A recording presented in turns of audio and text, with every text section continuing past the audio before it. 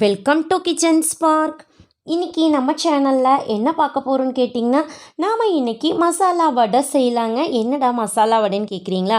இது தாளிச்செல்லாம் எடுத்து நாம் செய்ய போகிறோம். அதனால் சாப்பிட்றதுக்கு பார்த்திங்கன்னா ரொம்ப டேஸ்ட்டாக இருக்கும். இது டீ டைம் ஸ்நாக், ரொம்ப நல்ல ஸ்நாக்ஸுங்க. இதுக்கு பச்சரிசி மட்டும் இருந்தால் போதும். ரொம்ப சுலபமாக செய்யக்கூடிய ஒரு ரெசிபி இது.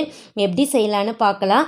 அதை பார்க்குறதுக்கு முன்னாடி இன்னும் நீங்கள் நம்ம சேனலை சப்ஸ்கிரைப் பண்ணாமல் இருந்தீங்கன்னா சப்ஸ்கிரைப் பண்ணிடுங்க. அப்படியே பக்கத்தில் இருக்கிற பெல்லைக்கானை கிளிக் பண்ணிடுங்க. அப்போ தான் நம்ம போடுற வீடியோஸ் எல்லாமே உங்களுக்கு உடனுக்குடனே நோட்டிஃபிகேஷனில் வரும். அந்த வரிசையில் பார்த்திங்கன்னா நாம் இன்றைக்கி செய்யக்கூடிய மசாலா வடை ரொம்ப ரொம்ப டேஸ்ட்டாக இருக்கும். வாங்க எப்படி செய்யலான்னு பார்க்கலாம். இதுக்கு ஃபஸ்ட்டாக பார்த்திங்கன்னா நம்ம 1 கப் அளவுக்கு பச்சரிசி எடுத்துக்கலாங்க. ஒரு 200 கிராம் அளவுக்கு இருக்கும் பச்சரிசி. அப்புறம் பார்த்திங்கன்னா ஒரு 3/4 கப் அளவுக்கு உளுந்துங்க. ரெண்டும் ஒரு அரை மணி நேரம் ஊற வச்சுட்டு அலசி எடுத்து வச்சுருக்கிறேன். இது நம்ம அரைச்சிக்க போகிறோம். இப்போ பாருங்கள், ஒரு மிக்ஸி ஜார் எடுத்துட்டோம். தண்ணி கொஞ்சமாக வடிச்சிட்டு ஃபஸ்ட் நம்ம பச்சரிசி ஆட் பண்ணிக்கலாம். எந்த கப்பில் மெஷர் பண்ணுறீங்களோ 1 கப் எடுத்திங்கன்னா அதில் 3/4 கப் அளவுக்கு உளுந்து எடுத்துக்கலாம். ரெண்டுமே ஒரு அரை மணி நேரம் ஊறுனா போதுங்க. இப்போ நல்லா ஊறிச்சு அரை மணி நேரம். பாருங்கள், இதை நம்ம நல்லா நைஸாக அரைச்சி எடுத்துக்கணும். தண்ணி அதிகமாக ஊற்றிடாதீங்க, மாவு கொஞ்சம் கெட்டியாக இருக்கணும் நம்மளுக்கு. ஸோ பாருங்கள், கொஞ்சமாக தண்ணி ஊற்றிட்டு நல்லா அரைச்சி எடுத்துக்கலாம். பாருங்கள், நல்லா அரைச்சாச்சு. மாவு நல்லாவே நைஸாக அரைச்சாச்சு. பாருங்கள், இந்த பக்கம் இருந்தால் கரெக்டாக இருக்குங்க. இப்போ பார்த்திங்கன்னா இந்த மாவை நம்ம ஒரு மிக்சிங் பவுலில் ஆட் பண்ணிக்கலாம். பாருங்கள், ஒரு மிக்சிங் பவுலில் நம்ம மாவு ஆட் பண்ணியாச்சு. இப்போ மசால் கொஞ்சம் நம்ம வறுத்துக்கலாம். என்னென்னு பார்க்கலாம். ஃபஸ்ட்டாக பார்த்திங்கன்னா ஒரு கடாய் எடுத்துகிட்டு, கடாய் நல்லா காஞ்சக்கப்புறம் ஆயில் போட்டு கொஞ்சமாக கடுகு தாளிச்சிக்கலாங்க. கடுகு கொஞ்சம் பொரிஞ்சதுக்கப்புறம் பார்த்திங்கன்னா 1 ஸ்பூன் அளவுக்கு உளுந்தும் பருப்பு எடுத்துக்கலாம். அப்புறம் பார்த்திங்கன்னா கொஞ்சமாக கருகாப்பிலை இலை, அப்புறம் காரத்துக்கு ஏற்ப ஒரு 4-5 பச்சை மிளகாங்க. அவ்வளோதான் நம்ம எடுத்துக்க போகிறோம். இது நல்லா எண்ணெயில் வறுத்துட்டிங்கன்னா உங்களுக்கு உள்ளே போட்டு நம்ம போண்டா மாதிரி செய்கிறப்ப ரொம்ப சூப்பராக இருக்குங்க.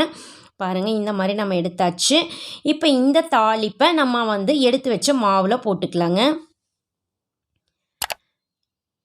பாருங்கள், எல்லாத்தையும் ஆட் பண்ணிவிட்டு நெக்ஸ்ட்டு பார்த்திங்கன்னா நம்ம வெங்காயம் எடுத்துக்கலாங்க. இதுக்கு சின்ன வெங்காயம் தான் நல்லாயிருக்கும். பாருங்கள், இந்த மாதிரி நல்லா பொடியாக கட் பண்ணி வச்சுருக்கிற சின்ன வெங்காயம் அது இதில் நம்ம ஆட் பண்ணிக்கலாம். நெக்ஸ்ட்டு பார்த்திங்கன்னா கொத்தமல்லி இலைங்க, அதுவும் நல்லா பொடியாக கட் பண்ணிக்கணும். அதை ஆட் பண்ணிவிட்டு இதில் முக்கியமாக தேங்காய் எடுத்துக்கலாங்க. நான் ஒரு அரை கப் அளவுக்கு தேங்காய் எடுத்திருக்கேன். அப்புறம் தேவையான அளவு உப்பும் ஆட் பண்ணிவிட்டு நல்லா மிக்ஸ் பண்ணிக்கலாங்க. தேங்காய் ஆட் பண்ணுறப்ப பார்த்திங்கன்னா சாப்பிட்றப்ப ரொம்ப ரொம்ப டேஸ்ட்டாக இருக்கும். பாருங்கள், ஆட் பண்ணிவிட்டு நல்லா மிக்ஸ் பண்ணால் இந்த பதம் இருந்துச்சுன்னா உங்களுக்கு மாவு கரெக்டாக இருக்கும். பாருங்கள், நல்லா மிக்ஸ் பண்ணிவிட்டு ஒரு தடவை கையில் கூட நல்லா மிக்ஸ் பண்ணிக்கலாம். ஏன்னு கேட்டிங்கன்னா உப்புக்கு இது கலங்காமல் இருக்கும். ஸோ நல்லா கையில் கூட நம்ம மிக்ஸ் பண்ணிக்கலாம். பாருங்கள், இந்த பக்குவம் நம்மளுக்கு கரெக்டாக இருக்கும். இருக்கட்டும். நெக்ஸ்ட்டு பார்த்திங்கன்னா நான் ஒரு கடாயில் ஆயில் போட்டு வச்சுருக்கேன். ஆயிலும் நல்லா காஞ்சிருச்சு. அதுக்கப்புறம் பாருங்கள், இந்த மாதிரி கரண்டியில் எடுத்து நீங்கள் கொஞ்சம் கொஞ்சமாக விட்டிங்கன்னா போதுங்க. நல்லா பொதுன்னு எந்திரிச்சு வரும் உங்களுக்கு இந்த போண்டா மாதிரி. நல்லா பாருங்கள், மசாலா வடை ரொம்ப சீக்கிரமாக ரொம்ப சுலபமாக செய்யக்கூடிய ரெசிபி.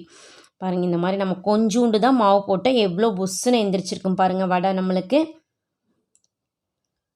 கொஞ்சம் கேப் இருக்கிற அளவுக்கு போட்டுக்கோங்க. போட்டுட்டு ஒரு தடவை 2 தடவை நல்லா திருப்பி விடணும். நல்லா வேகணும். திருப்பி விடணும் உங்களுக்கு. அப்போ தான் 4 பக்கம் நல்லா வெந்து வரும். பாருங்கள், ரொம்ப சூப்பராக கொஞ்சமாக போட்டால் நல்லா பொதுன்னு நல்லா எந்திரிச்சு வந்திருக்குது பாருங்கள் உங்களுக்கு. தேங்காயெல்லாம் ஆட் பண்ணியிருக்கிறதுனால பார்த்திங்கன்னா இது சாப்பிட்றதுக்கு ரொம்ப ரொம்ப டேஸ்ட்டாக இருக்குங்க. தாளிச்செல்லாம் எடுத்துருக்கோம். ஸோ அதனால் நல்லா வாசனையாக இருக்கும் உங்களுக்கு. பாருங்கள், நல்லா கொஞ்சம் செவக்கிற அளவுக்கு விட்டுட்டு நம்ம எடுத்துக்கலாம். பாருங்கள், நல்லா செவந்து வந்துருச்சு. இந்த பக்கம் ஓகேங்க. நாம் இப்போ நம்மளுக்கு வடை ரெடி ஆயிடுச்சு. நாம் எடுத்துக்கலாம்.